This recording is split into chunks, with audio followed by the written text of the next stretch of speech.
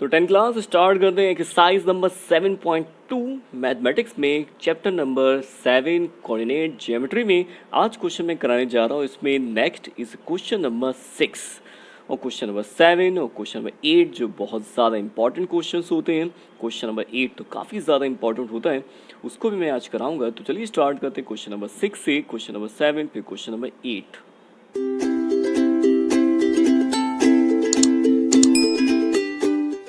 तो स्टार्ट करते हैं क्वेश्चन नंबर 6 7.2 एक्सरसाइज में। इसमें गिवन है A 1 and 2 4, y x, 6 3, 5 are the vertices of the parallelogram take in the order find the x and y।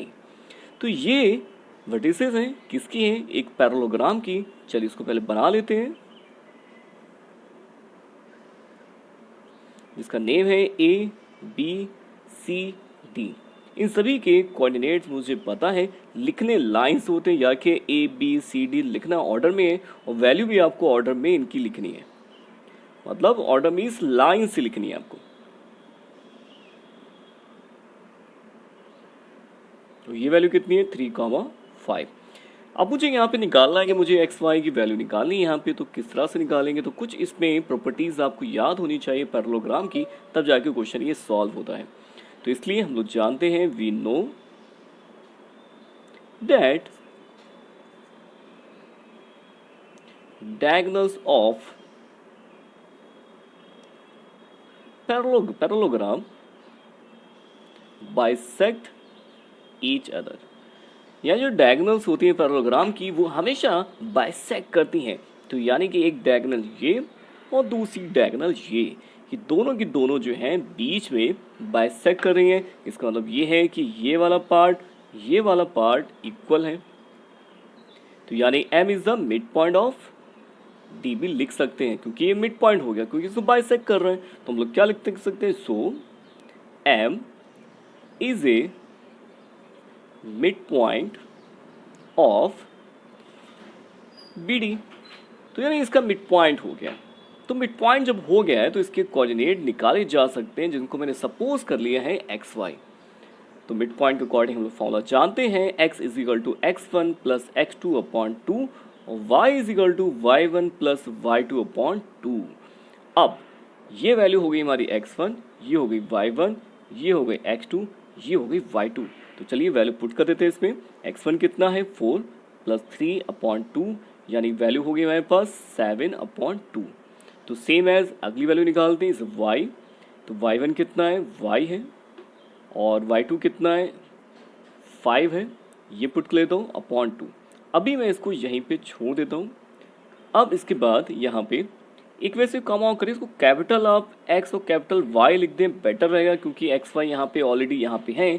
तो इनको मैं चेंज करके कैपिटल x और कैपिटल y कर देता हूँ, ताकि यहाँ पे रिप्रेजेंटेशन थोड़ा डिफरेंट टाइप का हो जाए। क्योंकि एक्स वाई स्मॉल पहले से क्वेश्चन में दे रखें, किसी भी क्वेश्चन में अगर पहले से स्मॉल एक्स को स्मॉल वाई दे रखें तो आप उनको नहीं टेक कर सकते, आपको थोड़ा डिफरेंट वहाँ पे लेट करना होगा। तो मैंने यहाँ पे कैपिटल एक्स और कैपिटल वाई टेक कर लिया है। इतनी वैल्यू आ जाने के बाद सेम एज अब हमारे पास एक दूसरा ऑप्शन है। दूसरे ऑप्शन में हमारे पास same as C M is the mid point of C. तो ये पार्ट भी इक्वल होगा, m is a mid point, क्योंकि डायगोनल यहाँ पे बाइसेक्ट कर रही हैं। इसके अलावा similar m is the mid point of AC। तो यहाँ पे भी लगाते हैं मिड पॉइंट का फॉर्मूला दोबारा से, लेकिन इस बार लगाएंगे किसमें? A और C में, यानी x1 y1 x2 y2 इनको सपोज करेंगे। तो चलिए इनको निकाल लेते हैं। क्या फॉर्मूला था? Capital x is equal to x1 plus x2 upon 2 and the capital y y1 plus y2 upon 2। Capital x capital y same as m points के कोऑर्डिनेट्स हैं। तो जहाँ पे x1 कितना हमारे पास 1 और x2 कितना है x, तो आप इसकी वैल्यू डाल सकते हैं। सेम एज इस पे आते हैं, y1 कितना हमारे पास 2 है, y2 कितना है 6 है अपॉन 2। ये तो वैल्यू सेम आ गई, मतलब वैल्यू आ गई 4। अब इतना तो हो गया। अब हमारे पास ये जो वैल्यू है ये कैपिटल एक्स की है और ये किसकी है? कैपिटल वाई की है। और हम लोग यहाँ पे कैपिटल एक्स और कैपिटल वाई निकाल चुके थे, तो इसलिए बाई 1 और ये by 2।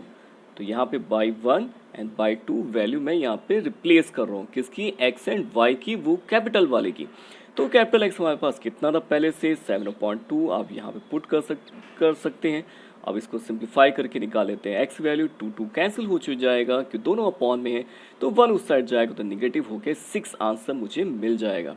Same as capital Y हमारे पास यहाँ दे रखा है, Y plus 5/2 is equal to 4। तो कर लेते हैं क्रॉस मल्टीप्लाई, जिससे ये हो जाएगा 8 और ये 5 जाएगा माइनस में, और जिससे आंसर मिल जाएगा 3। तो यानी कि हमारे पास एक्स वाई की वैल्यू आ चुकी हैं जिनको यहाँ पे फाइंड करना था। तो ये मेथड इसमें अप्लाई करना पड़ेगा आपको। इसमें प्रॉपर्टी अप्लाई करनी पड़ेगी, diagonals of the parallelogram bisect each other, जिसमें लगाना होगा mid point formula. Mid point formula लगाने पर रिप्लेसमेंट देंगे दोनों का बीडी और एसी डायगोनल के साथ, और जिससे आंसर हमारा आ जाएगा। तो चलिए इसको नोट कर लीजिए और स्टार्ट करते हैं next question. Question number 7 start करते हैं। तो क्वेश्चन नंबर 7 काफ़ी ज़्यादा ईजी है, एग्जाम में 2 मार्क्स का पूछ लिया जाता है। तो इसमें दे रखा है find the coordinate of the point A where A B is the diameter of the circle whose the centre is 2, -3 इज एंड बी इज 1, 4। तो इसको डायग्राम बना लेते हैं। तो डायग्राम में क्या बनाएंगे हम लोग, बनाएंगे सर्किल, और सर्किल का यहाँ पे डायमीटर है और जिसका नेम क्या है ए बी।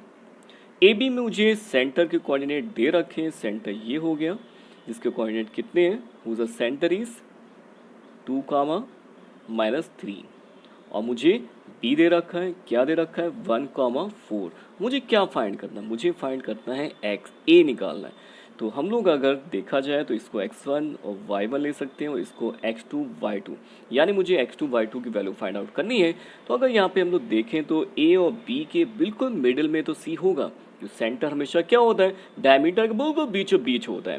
तो यानी सेंटर जो होगा बिल्कुल बीचों बीच होगा, यानी मिड पॉइंट होगा। तो यानी मिड पॉइंट यहाँ पे अप्लाई कर सकते हैं, और मिड पॉइंट के अकॉर्डिंग बीच की जो वैल्यूज होती हैं वो होती हैं एक्स वाई। तो हम लिख सकते हैं C is the mid point of A B. तो लगाते हैं इसे मिड पॉइंट फॉर्मूला, क्या होता है x is equal to x1 plus x2/2, y is equal to y1 plus y2/2। तो x कितना हमारे पास, ये वैल्यू दे रखी है 2, तो यहाँ पुट कर देते हैं। x1 कितना है हमारे पास 1 है, और x2 कितना है x2 है, जिसको फाइंड करना है। तो जब क्रॉस मल्टीप्लाई करेंगे तो 2 इस साइड जाएगा 4 हो जाएगा, 1 सब्ट्रैक्ट होगा तो मीन्स हमें मिल जाएगी 3 वैल्यू। इसके बाद आते हैं y पे, y की वैल्यू कितनी दे रखी है -3, y1 दे रखा है 4, y2 मुझे यहाँ पे फाइंड करना है। तो सेम एज यहाँ भी क्रॉस मल्टीप्लाई करेंगे, 2 इस साइड जाएगा -6, 4 इस साइड आएगा -4, तो 6 और 4 दोनों जुड़ के आ जाएंगे हमारे पास 10 वैल्यू। तो यानी कि हमारे पास एक्स वाई वैल्यू आ चुकी है जो ए कोऑर्डिनेट है। तो यानी ए के कोऑर्डिनेट कितने आ गए 3, -10। तो ये हमारा हो गया फाइनल आंसर। तो ये 2 मार्क्स का क्वेश्चन काफ़ी ज़्यादा एग्जाम में पूछा जाता है, अच्छा क्वेश्चन होता है। इस मिड पॉइंट से हमारे आंसर को सॉल्व किया जा सकता है। तो चलिए स्टार्ट करते हैं क्वेश्चन नंबर 8, जो एग्जाम पर्पज से काफ़ी ज़्यादा इंपॉर्टेंट होता है। काफ़ी बार ये क्वेश्चन एग्जाम में पूछा जा चुका है। तो चलिए स्टार्ट करते हैं क्वेश्चन नंबर 8।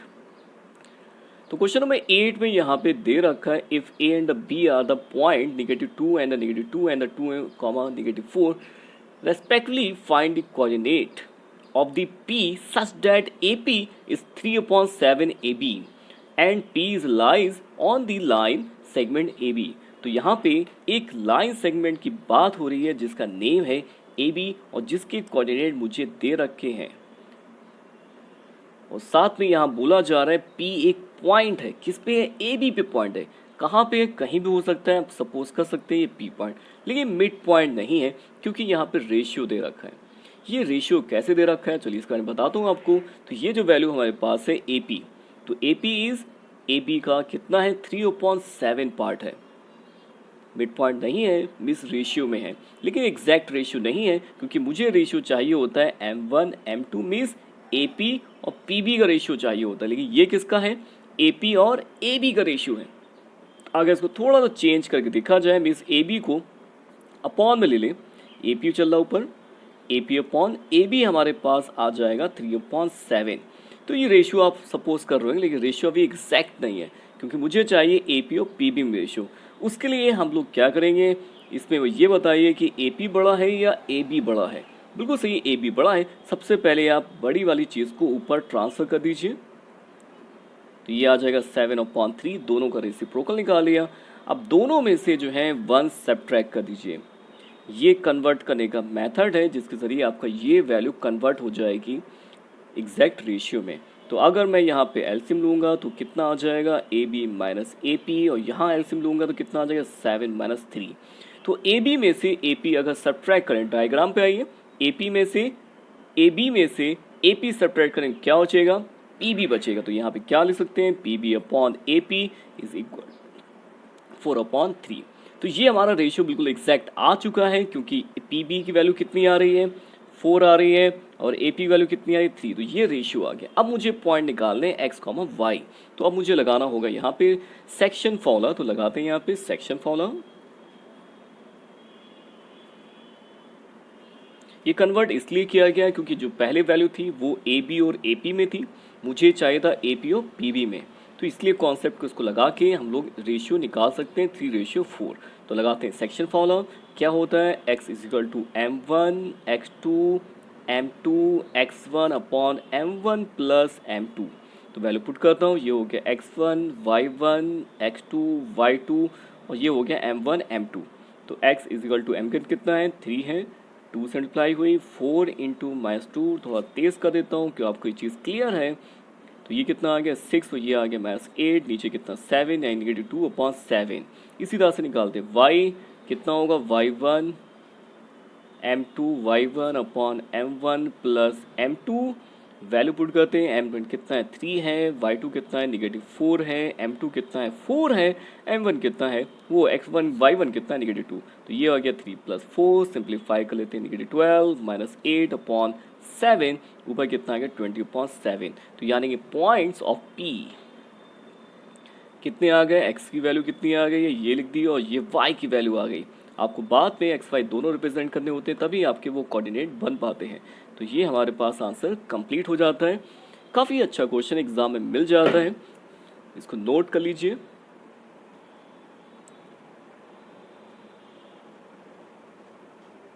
तो चलिए स्टार्ट करते हैं फिर नेक्स्ट क्वेश्चन, क्वेश्चन नंबर 9।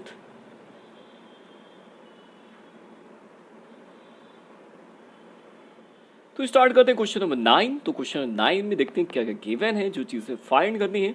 तो क्वेश्चन 9 में इसमें गिवन है, find the coordinate of the point which divide the line segment joining the A and the B into 4 parts. इस बार 4 पार्ट्स में इसको डिवाइड करना है। तो देखिए कैसे डिवाइड करेंगे। तो इसमें लाइन सेगमेंट ड्रॉ कर लेता हूँ जिसका नेम है ए पी, जिसमें वैल्यू दे रखी है -2, और दे रखी 2, 8। इसके करने मुझे 4 पार्ट्स। तो 4 पार्ट्स कैसे किए जाएं आप बता सकते हैं। तो इसके 4 पार्ट्स करने के लिए, वो भी इक्वल 4 पार्ट्स करने, यार कि इक्वल 4 पार्ट। तो उसके लिए सबसे आसान तरीका ये है कि सबसे पहले इसको मैं बीच से कट कर दूं। 2 पार्ट्स हो गए। अब 2 पार्ट होने के बाद जो 2 पार्ट बचे हैं उनको भी इक्वल डिवाइड कर दें।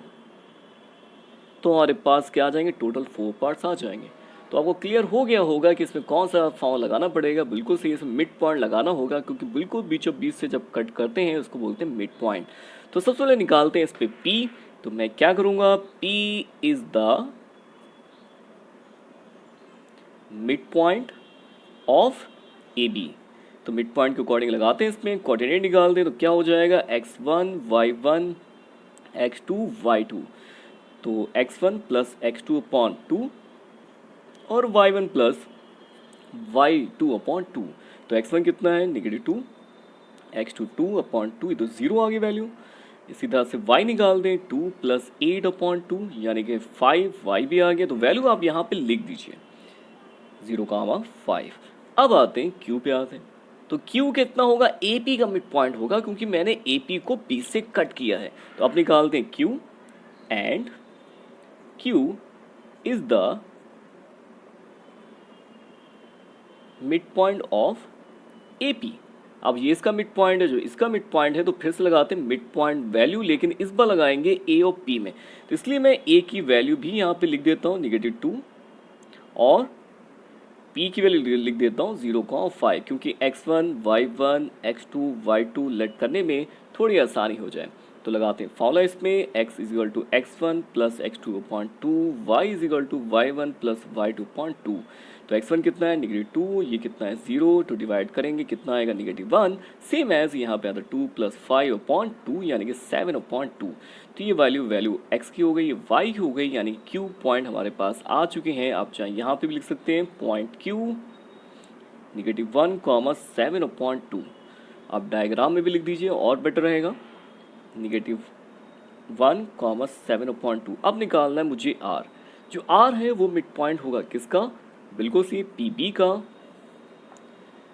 And r is the mid point of PB। तो लगाते हैं इसे, P की वैल्यू कितनी है हमारे पास 0,5 और B की वैल्यू कितनी है 2,8, तो यानी x1 y1 x2 y2। तो लगा देते हैं x = x1 + x2/2 and y = y1 + y2/2।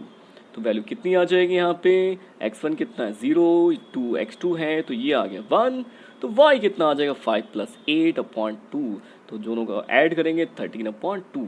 तो यानी कि पॉइंट हमारे पास r जो होगा 1,13/2। तो इस तरह से क्वेश्चन हमारा कंप्लीट होता है। सारे पॉइंट्स निकल चुके हैं जो इसको 4 पार्ट्स में डिवाइड करेंगे। तो काफ़ी ज़्यादा इंपॉर्टेंट क्वेश्चन है, ये पूछा जाता है ये भी एग्जाम में। उसके बाद एक क्वेश्चन और बच जाता है 10 क्वेश्चन, इसको पहले नोट कर लीजिए।